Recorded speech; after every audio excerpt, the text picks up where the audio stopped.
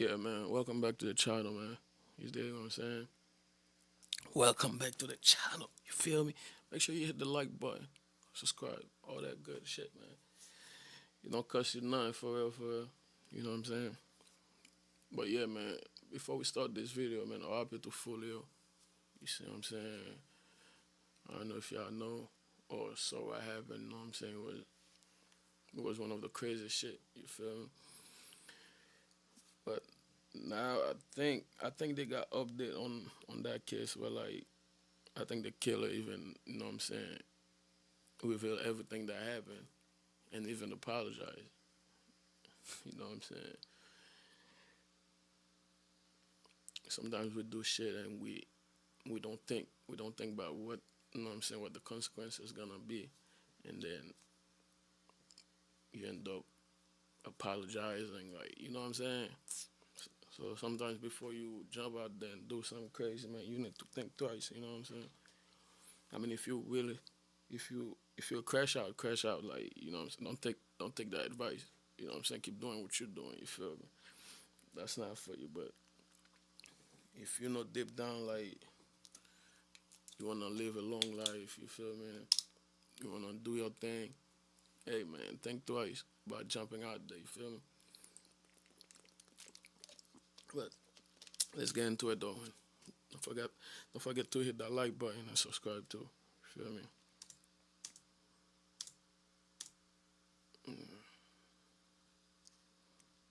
According to reports, they apologized.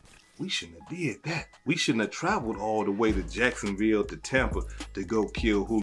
It'd be too late. It'd be too late. You know what I'm saying? Cause niggas, you know, you got people on them like full of drugs. You feel me? You don't think. You just, and you know, like them wine wanna put in work. So you know what I'm saying? You put in work for the nigga next to you, like, to respect you. Like, it's a lose-lose, man. You know what I mean? Foolio. But that was just the start. They gave up everything to investigators, including how they carried out the shooting. He puts out his arms like this, and it appears that he's brandishing a rifle. And right in the middle of it all, they name-dropped a famous rapper. Yeah, things just got explosive. Let me break it down. When the streets meet the courtroom, the manhunt that followed Foolio's murder was intense. Law enforcement agencies across Florida were working around the clock to identify and capture the suspects. And when those arrests finally started coming down, it was like watching dominoes fall one by one. On July 27, 2024, Isaiah Chance, 21, Alicia Andrews, 21, and Sean Gathright, 18, were arrested in Jacksonville. But the story didn't end there. Rashad Murphy, 30, was apprehended after a standoff on July 29, 2024, and the final suspect, Davian Murphy, 27, wasn't arrested until January 6, 2025, after months on the run. Now here's where this story gets absolutely crazy. When these suspects were brought in for questioning, they started doing things that even seasoned detectives couldn't believe. Let me paint you a picture of what went down in that interrogation room with Davion Murphy. He puts out his arms like this, and it appears that he's brandishing a rifle with one hand extended and one, what I would consider the trigger finger. He starts walking around the interview room after he gets out of his seat, and this is after Detective Nieder and I left, and he's holding it like this in front of him, and then he starts going, "Boom, boom, boom, boom, boom." And then he walks around, and then he does it again. And he does it multiple times. Y'all, this dude literally got up in the interrogation room and started demonstrating how he shot Foolio, complete with sound effects and everything. The detectives had left the room, but the cameras were still rolling, and this fool thought it was a good idea to reenact a murder. The streets were calling this the most self-incriminating evidence. Hold on now. Who is that? That's what we need to talk about right here. Who is this? You feel me? They'd ever seen. But it gets even worse for these suspects. When interrogating Isaiah Chance, the police made their feelings about Foolio crystal clear. What do you know about Julio? Let's start from there. I think he's a piece of I watched all those videos. I went down that rabbit hole. Yo, this is dirty work right here, man. Yo, that was the cops talking like that. We all did. I mean, that Joker's desecrating graves. He is asking to be killed. There is no doubt about it. It was inevitable. I can't believe it took this many years for somebody to kill him. Honest to God. Now, while that might shock some people, yeah, I better wake up, man. Them wines out there, I better wake up about this shit. Shows you how deep this gang beef had gotten and how even law enforcement was aware of the dangerous game Foolio was playing with his life. The detectives weren't justifying the murder, but they were acknowledging the reality of the street life Foolio had chosen. The evidence against these suspects was overwhelming. Detectives used footage from the scene, license plate readers, and phone logs to identify 2 vehicles and link them back to the suspects. But here's the kicker. When they searched Sean Gathwright's car, they found ammunition that matched rounds from when Foolio was shot 2 years prior. Think about that for a minute. This dude had been carrying around evidence of a previous attempt on Foolio's life for 2 years. As one commentator put it, You mean to tell me that he couldn't even go clean his car? So the rounds that he allegedly used to shoot Foolio 2 years before was still in his car. Man, so cut in it 2 out. years, I guess he's never cleaned out the car because the rounds were still in the car. the level of carelessness these suspects displayed was absolutely mind-blowing. But dude, I think them officers like be making shit up because some shit don't even make no sense. But like how 2 years? Yeah, I don't believe that, but.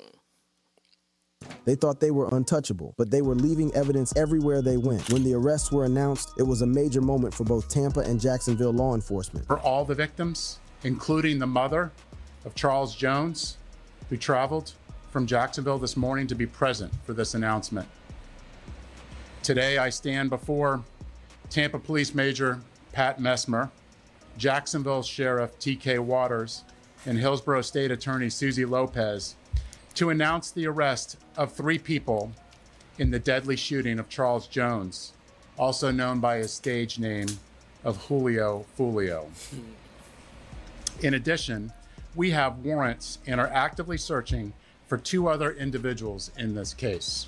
All 5 suspects were charged with first-degree murder and conspiracy to commit murder, facing potential life sentences or even the death penalty. The coordination between the suspects was extensive, showing this wasn't some spontaneous act of violence, but a carefully planned execution. The roles each suspect played started becoming clear through the investigation. Isaiah Chance and Alicia Andrews were identified as lookouts who tracked Foolio's movements across Tampa, including at Teaser's Gentlemen's Club and Truth 18 nightclub. Meanwhile, Sean Gathwright, Rashad Murphy, and Davion Murphy were alleged to be the actual shooters. But here's where the story takes another shocking turn.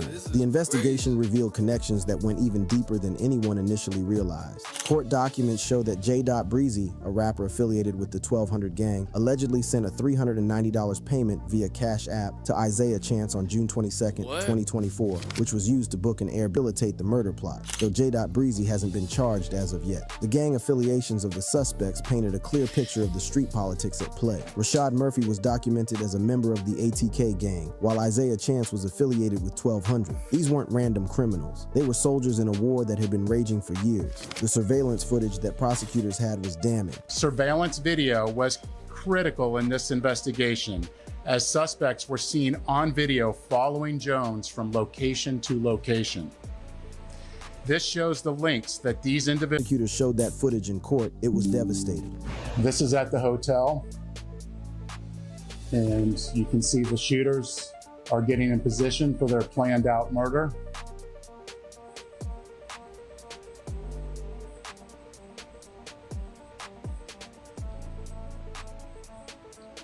And they are shooting at Charles now, and you can see that he's the passenger in that car that's moving and trying to flee.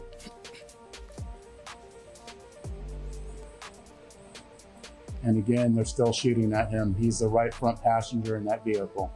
The bond hearings for these suspects were intense affairs. No bond was granted for any suspect, with judges recognizing the severity of the charges and the danger these individuals posed to the community. When Davion Murphy finally faced his bond hearing in January 2025, the denial was swift and decisive. But perhaps the most telling moment came when details about the suspects' personal lives started emerging. Alicia Andrews revealed she was pregnant, which immediately changed the dynamics of her case. This revelation would prove crucial in what happened next, because pregnancy in the county jail while facing murder charges creates a whole different set of pressures and incentives. The investigation also revealed just how deep the planning went. The conspiracy to murder Jones spanned June 21st, 23.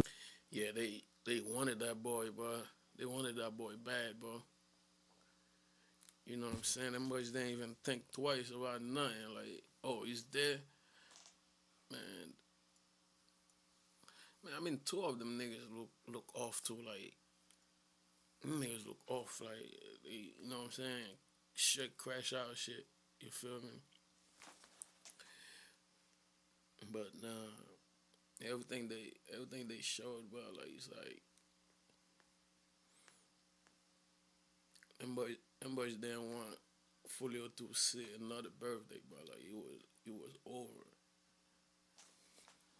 2024, with suspects traveling from Jacksonville to Tampa on June 22nd, 2024, in 2 vehicles. This wasn't a crime of passion. It was a military-style operation with multiple moving parts. Social media played a huge role in the case as well. Foolio posted on his social media his location several times throughout that night, essentially giving his killers a Yeah, that was weird, but like I remember watching that shit. Like I'm like, yo, what the fuck Foolio doing? Like, bro, Foolio was posting everything.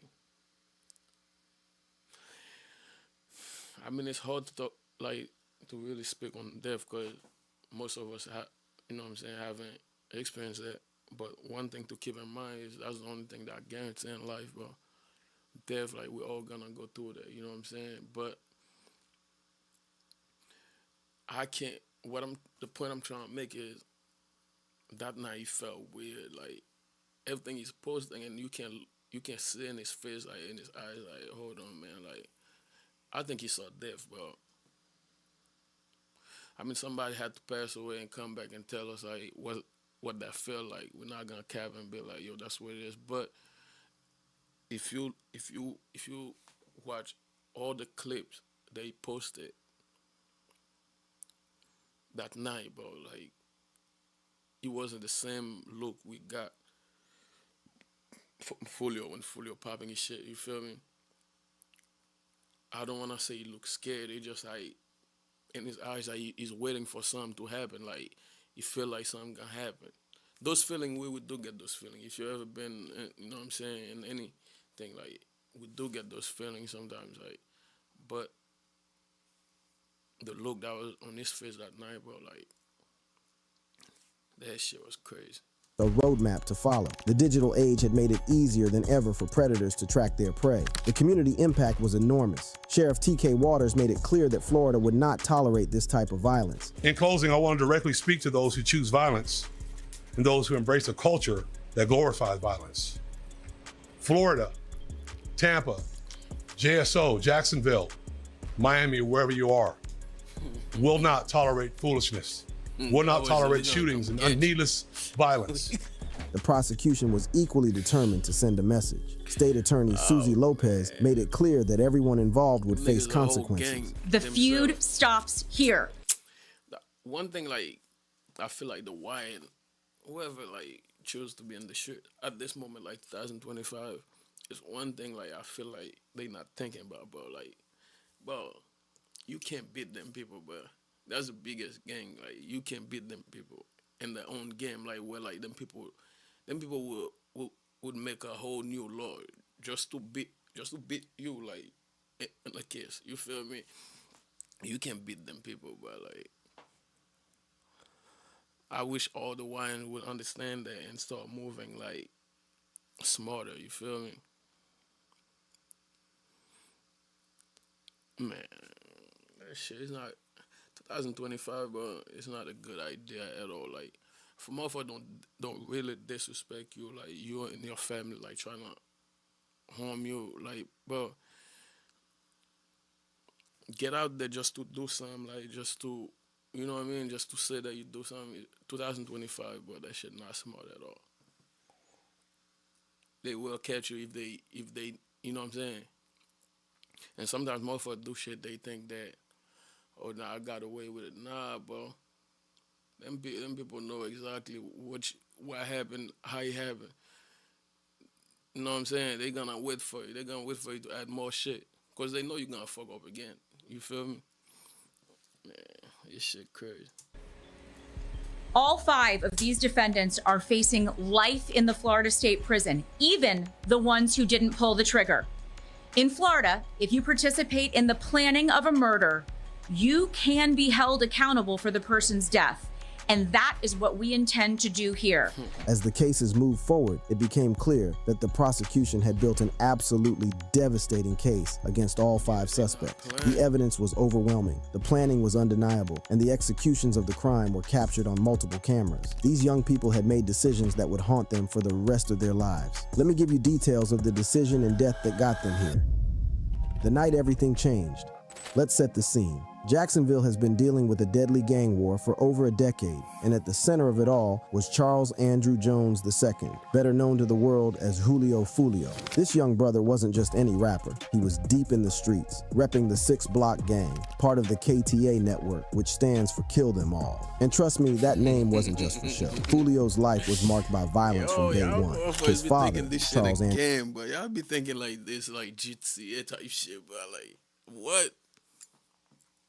Andrew Jones was murdered in a 2011 shooting in Jacksonville, setting the stage for a cycle of retaliation that would eventually claim his own life. Growing up in the Moncrief neighborhood, Foolio wasn't just making music about the streets, he was the streets. His albums like Life of Me, Final Destination, and Resurrection weren't just artistic expressions, they were documentaries of real street beef. The beef that would ultimately cost Foolio his life started heating up in 2017 when his 18-year-old cousin, Zion Malik Brown, was shot and killed, an event that escalated the gang war to deadly proportions. This wasn't just some rap beef for social media clout, this was real smoke between 6 Block and their rivals ATK, Ace's Top Killers, and 1200 out east. Foolio had survived multiple attempts on his life before that fatal night. In July 2020, he was shot and wounded in Houston, Texas, and in October 2023, he was shot in the foot while driving in Jacksonville down. He claimed he shot back in self-defense during the Houston incident, keeping it real about the street code he lived by. Now, June 23rd, 2024, was supposed to be a celebration. Foolio was turning 26, and he was in Tampa, Florida, ready to party and enjoy his birthday. But the streets had other plans. The incident occurred in the early morning hours around 4:40 a.m. after he and his group were asked to leave an Airbnb for exceeding occupancy limit, 26, and he was in Tampa, Florida, ready to party and enjoy his birthday. But the streets had other. The incident. Man, look at Foolio face, bro. Like, he felt it that night, bro. But I feel like, you know what I'm saying? Everybody got a time to, like, we all got a time, bro. Like, we're like, you can be in the house, like, hiding. Like, if it's your day, but, like, you gonna go, like, you know what I'm saying? But to get back on this, but, like, yo, look at his face, bro. Go look at all the clips he was posting that night, bro. He felt the energy. Yeah, that nigga saw death, bro.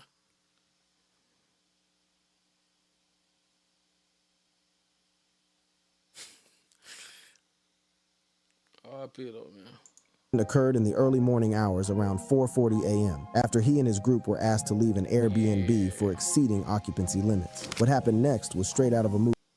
Fuck all that playing. We getting that nigga tonight. Like, them niggas say a life for a life. You feel me?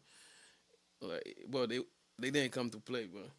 Catchers opened fire. The attack was so vicious that it left 3 others wounded, but miraculously, they survived. But here's where it gets really deep. This wasn't some random drive-by or spur-of-the-moment beef. The Tampa Police Department released surveillance. Thumping. I said, fuck all that shit. Fuck all the camera. Like, it's my life or your life.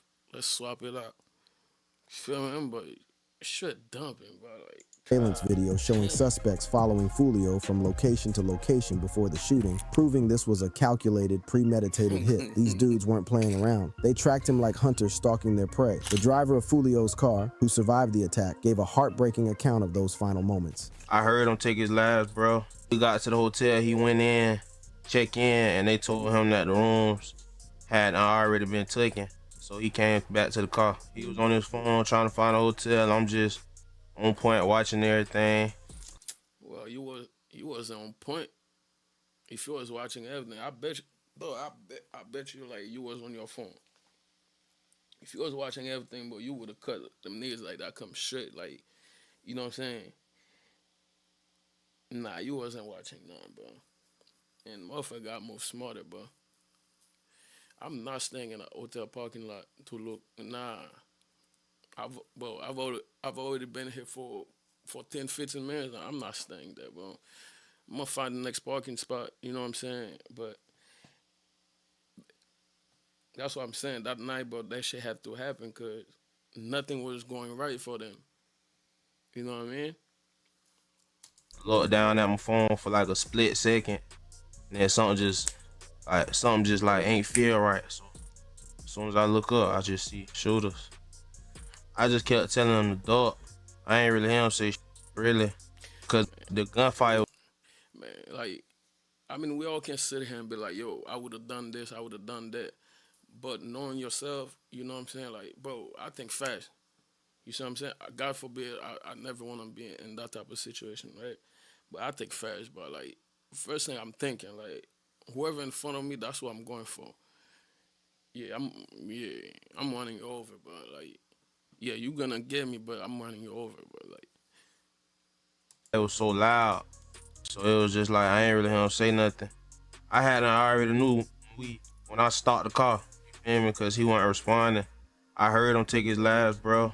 That testimony right there hits different. Imagine being right there, hearing your homie take his last breath while bullets are flying everywhere. The raw emotion in that survivor's voice tells you everything you need to know about how real this situation was. Tampa Police Chief Lee Burkaw made it clear that the motive was retaliation by rival gang members, specifically ATK and 1200, as part of the ongoing feud with 6 Block. This wasn't just about music or social media. One suspect had shell casings in his car from a previous attempt on Foolio's life 2 years earlier, showing just how sloppy they were with their criminal activities. The community's reaction was immediate and intense. Social media exploded with reactions, condolences, and speculation. But what really caught people's attention were posts suggesting Foolio might have faked his death based on posthumous activity on his Instagram. However, official reports, including his burial on July 6, 2024 at Edgewood Cemetery, confirmed his passing, putting those conspiracy theories to rest. The Jacksonville rap scene was devastating. As one commenter on social media put it, these suspects had essentially killed the Jacksonville drill scene with their actions. The music that had put the city on the map was now overshadowed by real violence that claimed one of its brightest stars. Law enforcement wasn't playing around either. Sheriff T.K. Waters and Tampa Police Chief Lee Burkaw emphasized a strong stance on violence, with Burkaw making it clear that Tampa wasn't the place to come settle disputes. The message was loud and clear.